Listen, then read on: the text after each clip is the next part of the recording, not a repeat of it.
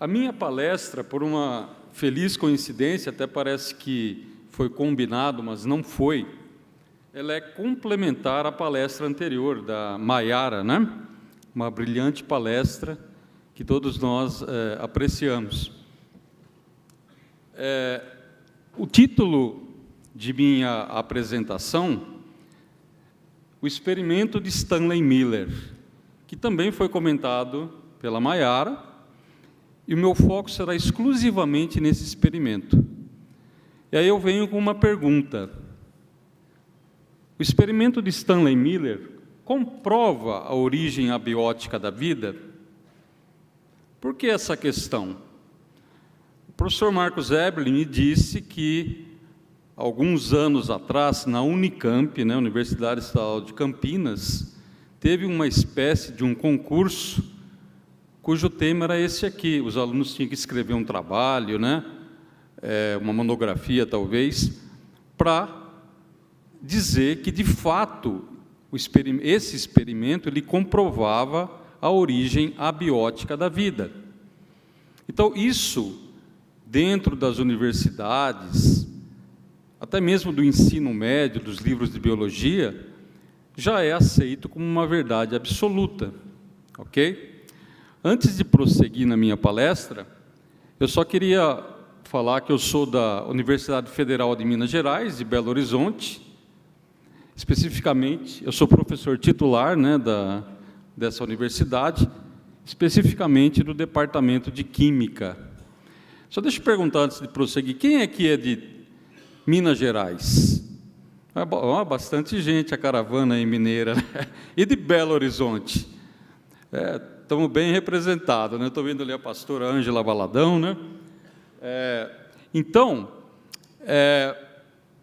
E também um assunto que eu vou tratar muito durante aqui minha apresentação é a sopa primordial, ok?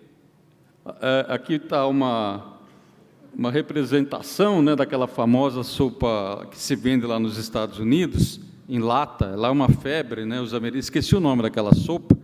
Aqui eu fiz Campbell's, né? Campbell's. Eu fiz aqui uma brincadeirinha, né? Primordial Soup.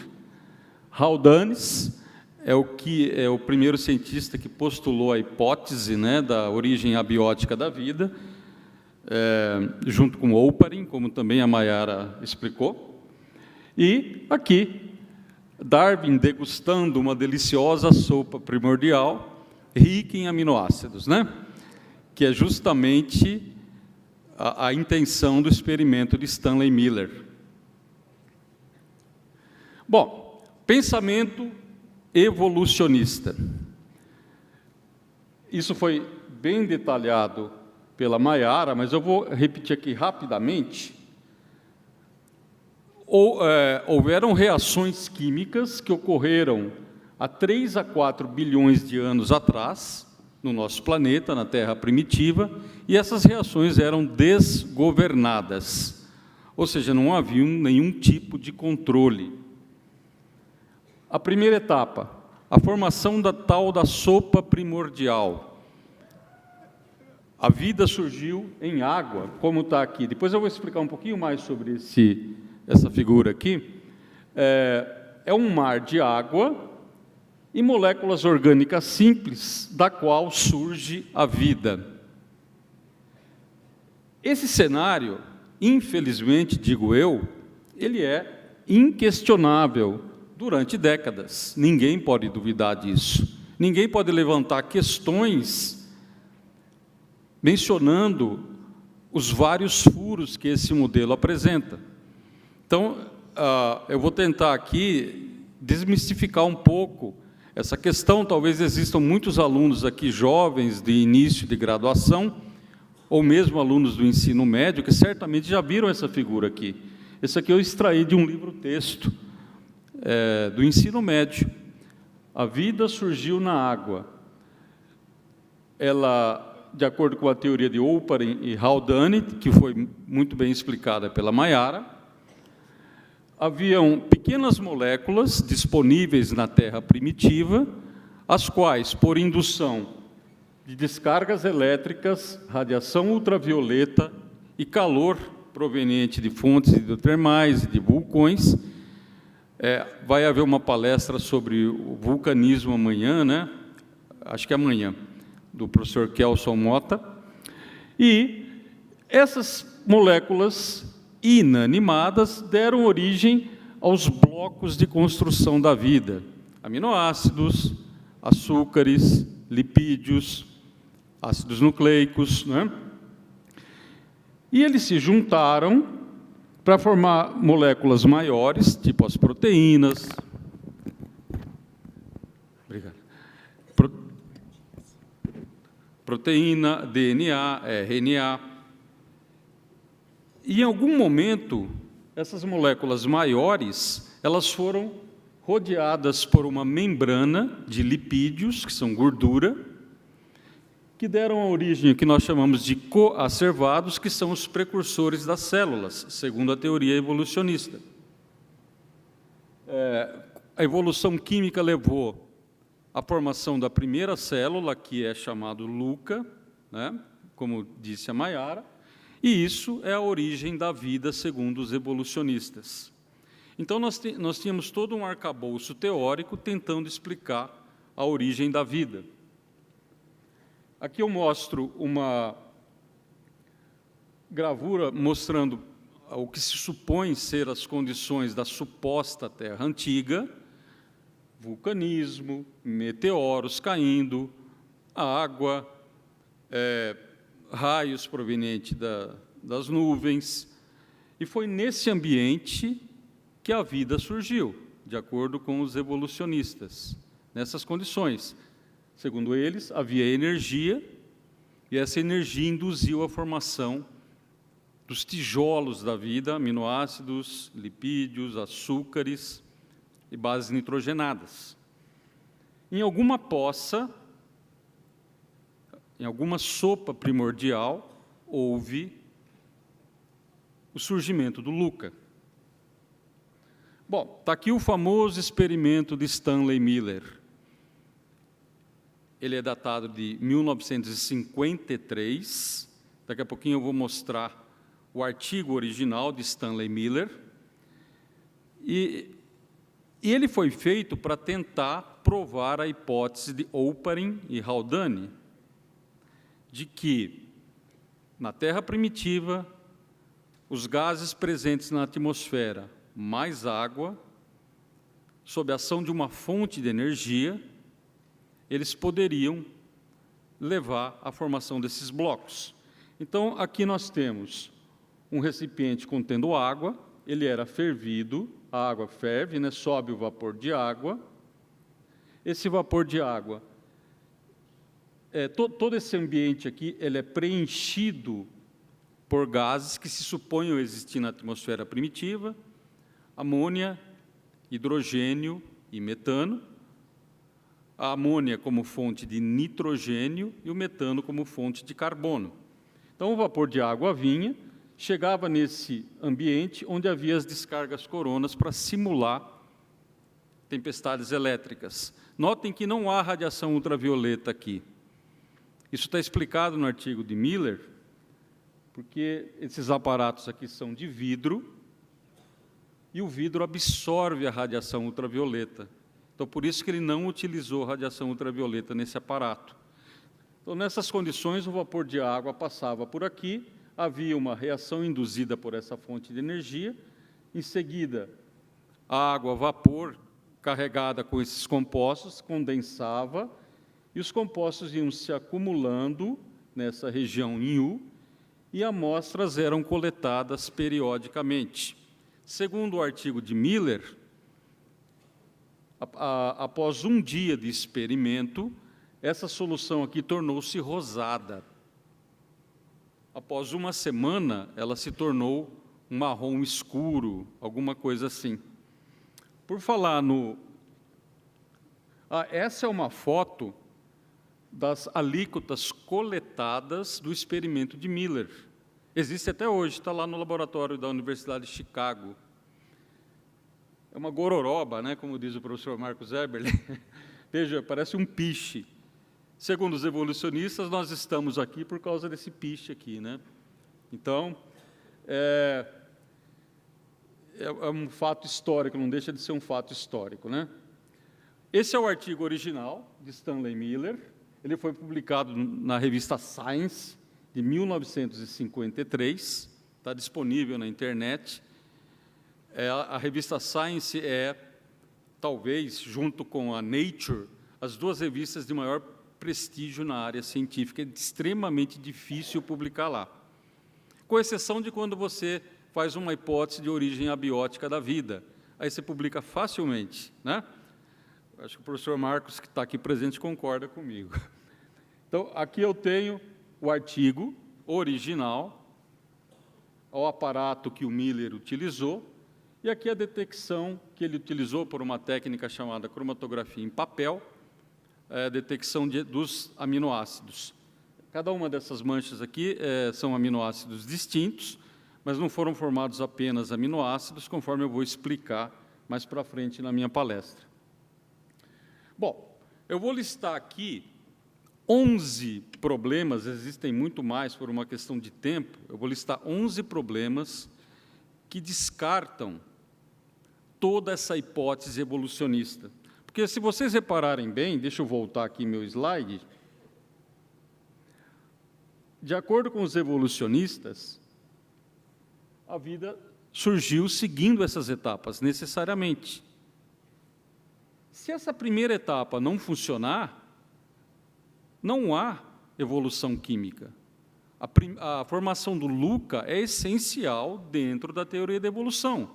Se eles não conseguem explicar a formação do LUCA, é como o alicerce de uma casa. Uma casa sem alicerce, ela não vai para frente, ela não pode ser levantada, né? Então, esse é o problema.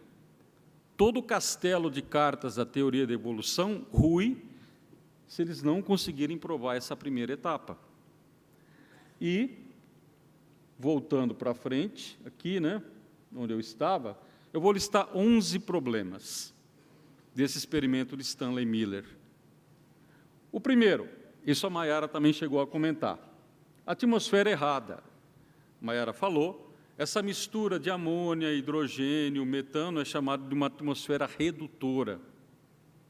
E hoje já se sabe, através de estudos geológicos, que a atmosfera era oxidante.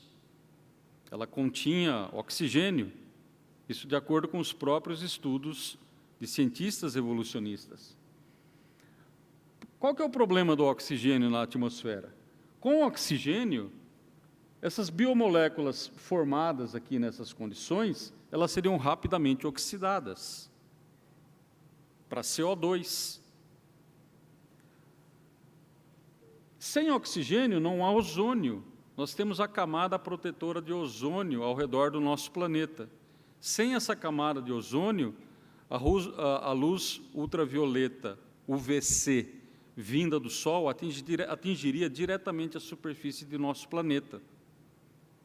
E não haveria vida, porque essa radiação destrói os organismos vivos. Por isso que existe a camada de ozônio, que também foi planejada, né, sem dúvida.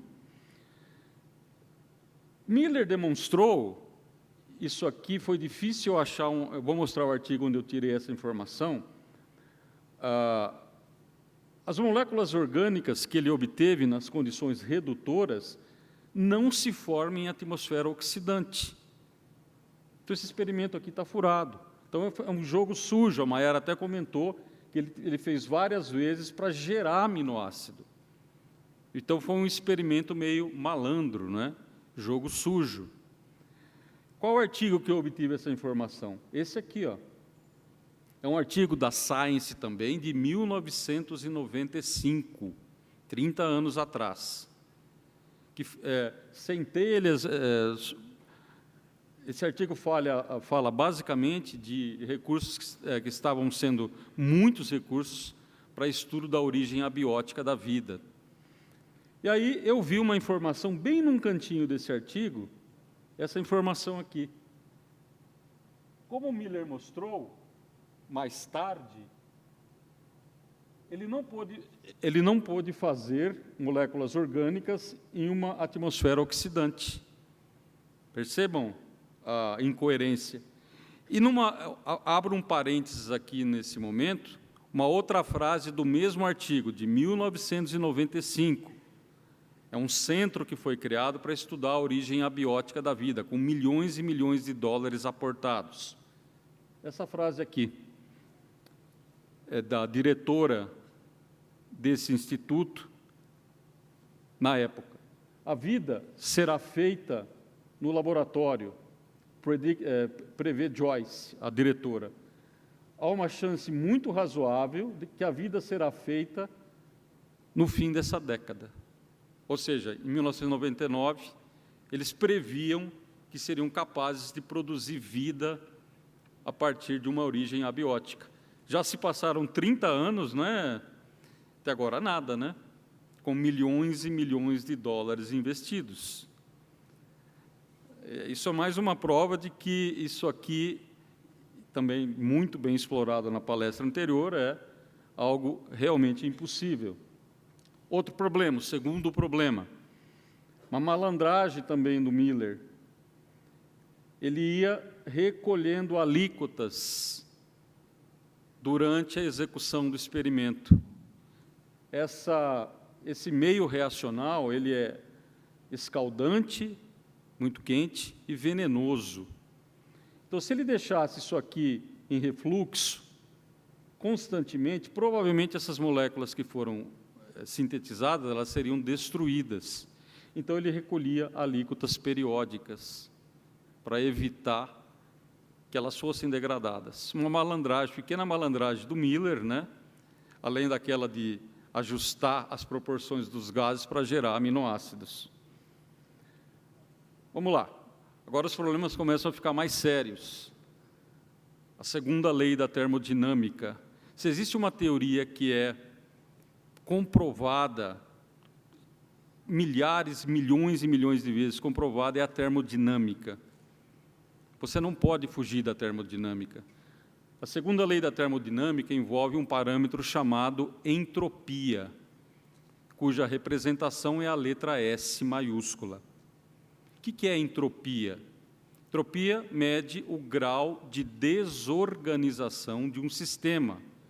A tendência natural é que os sistemas partam de um estado mais organizado para um estado mais desorganizado. Quer uma prova? Quarto de adolescente. Baixa entropia, baixa desorganização. A tendência natural é que o quarto do adolescente atinja esse estágio aqui. É a tendência natural. Aqui nós temos alta entropia. Assim se comportam os sistemas, todos os sistemas existentes na natureza. Bom, e como é que eu passo de um estado de alta desorganização, alta entropia, para um estágio de baixa entropia? A mãe do adolescente vai lá com o chinelo na mão, arruma o quarto, ou seja, o adolescente precisa gastar energia direcionada para arrumar o quarto. Assim são os sistemas vivos também. Aqui, ó. Então, a variação de entropia nesse exemplo, ela é maior do que zero, organizado para desorganizado. Essa é a tendência natural, isso que diz a segunda lei da termodinâmica. Um sistema parte de uma auto-organização espontaneamente para um estado de muita desorganização. Acontece que a síntese de peptídeos e proteínas, olhem, aqui nós temos aminoácidos, sistema altamente desorganizado, gera peptídeo e proteínas.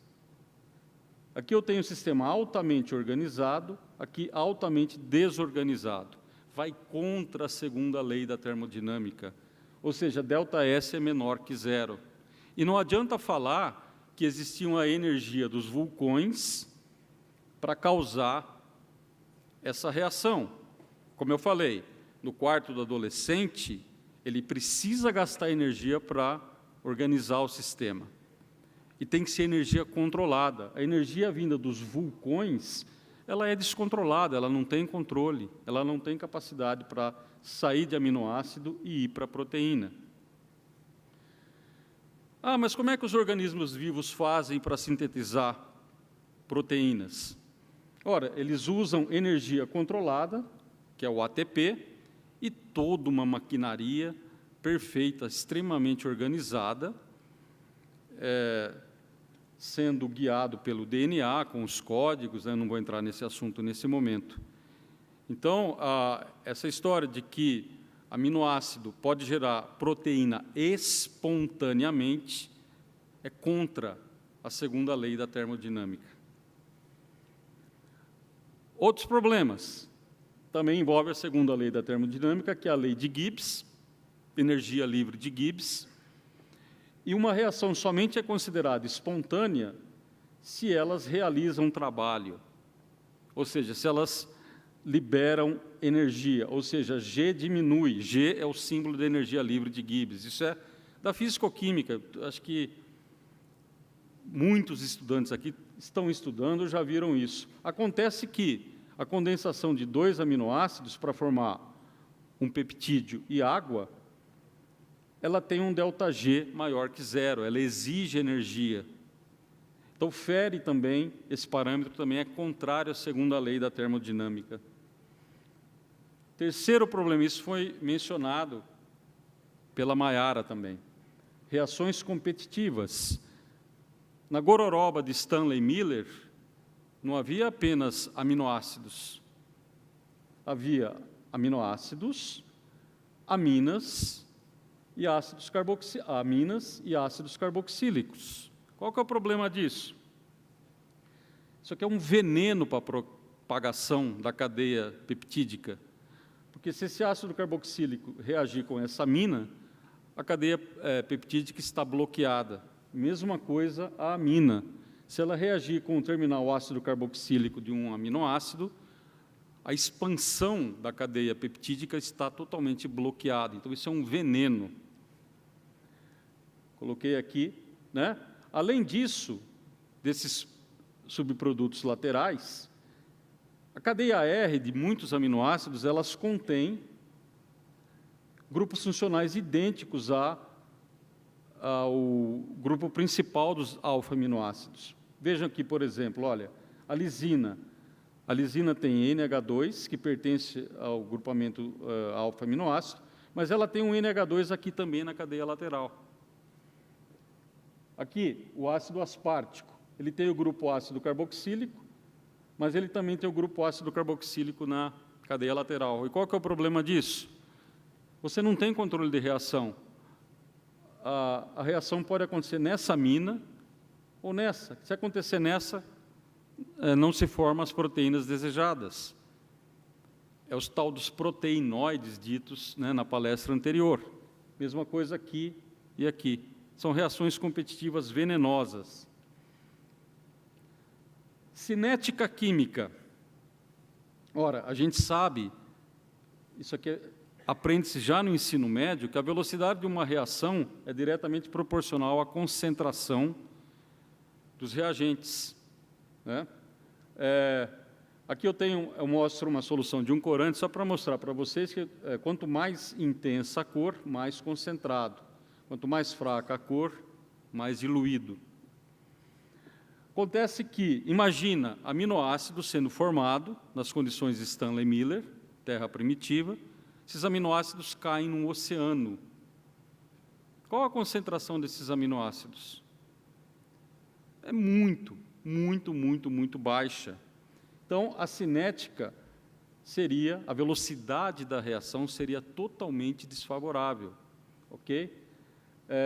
Então, nós caímos nesse problema também, né? Além da questão da termodinâmica, tem a questão cinética também. Esse também foi comentado na palestra anterior, a hidrólise em água, questão de equilíbrio químico. Estudantes veem isso, né, nos cursos de graduação, química geral, até mesmo no ensino médio, é o princípio de Le Chatelier. A condensação de 2 aminoácidos para formar um peptídeo, ela libera água. Só que essa reação está acontecendo em meio aquoso, está acontecendo num oceano de água.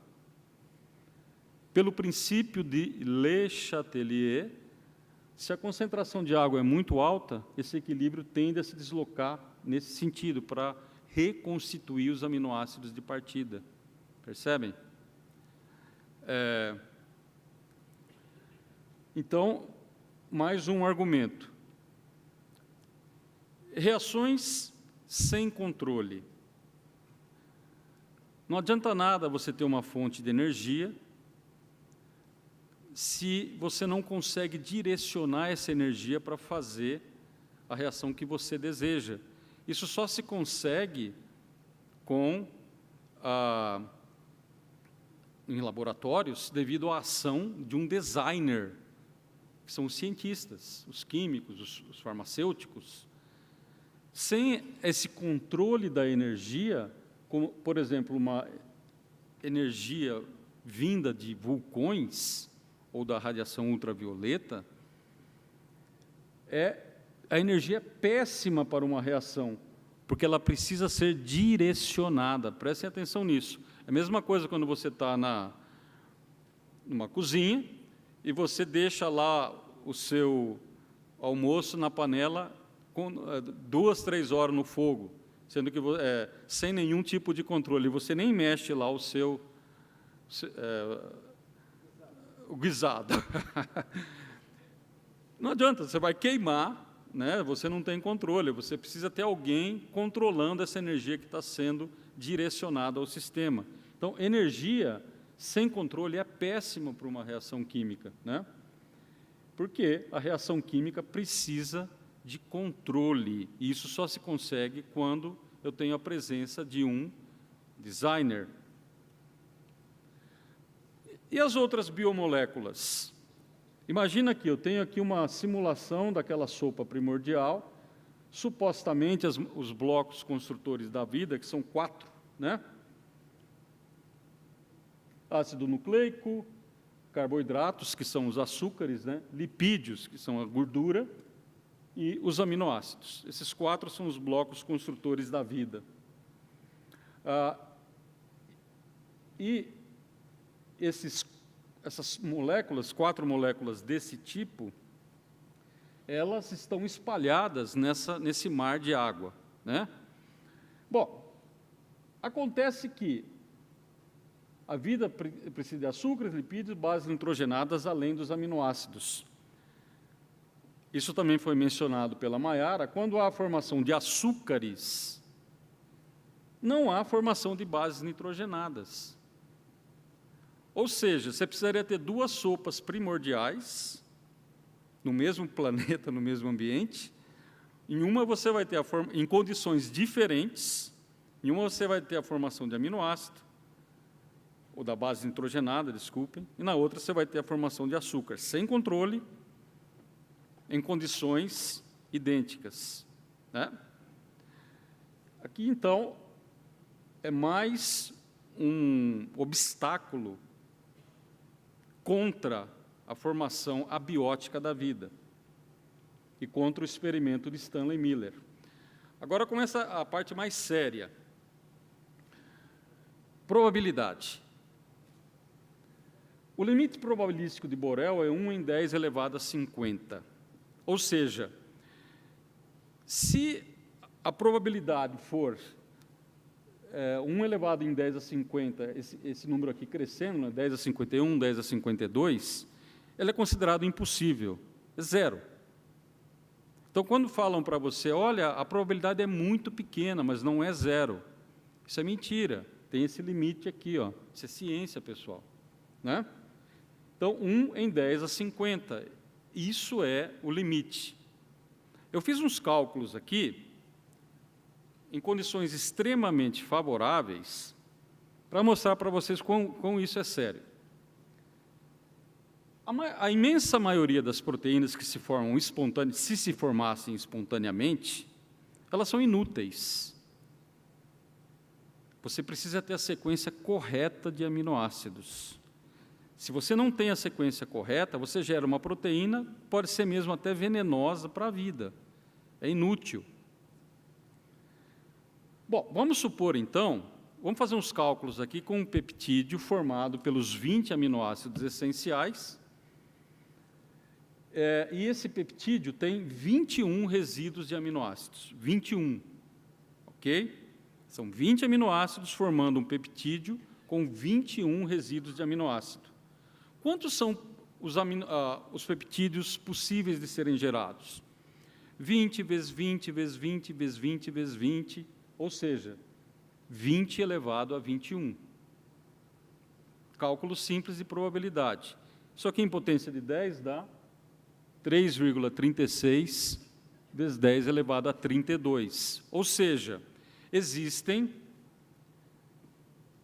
3,36 vezes 10 elevado a 32, esse número é absurdamente grande. Peptídeos, é um peptídeo muito pequeno, não existe um peptídeo com 21 resíduos de aminoácido na vida, não existe. Tá?